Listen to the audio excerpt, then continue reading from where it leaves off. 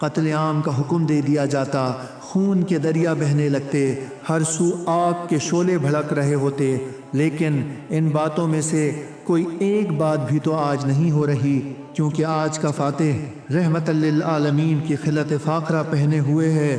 آج کا فاتح قیامت تک فاتح بن کر داخل ہونے والوں کے لیے اپنا اسوہ حسنہ پیش کرنا چاہتا ہے۔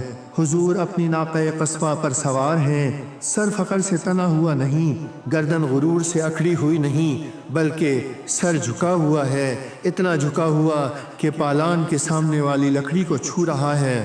چشم مبارک سے آنسوؤں کی جھڑی لگی ہوئی ہے، ہونٹوں پر اپنے خداوند کریم کی عظمت و کبریائی کے کلمات ہیں، دل اپنے رؤوف و رحیم پروردگار کے الطاف بے پایہ پر شکر گزار ہے، ہر نگاہ روح پرور ہے، ہر قدم پر امیدوں اور آرزوؤں کے چمن آباد ہو رہے ہیں۔ اس وقت جبرائیل امین یہ مبارک صورت لے کر بارگاہ رسالت میں حاضر ہوتے ہیں اور فتح و کامرانی کی تقریب منانے کا الہی منشور پیش کرتے ہیں۔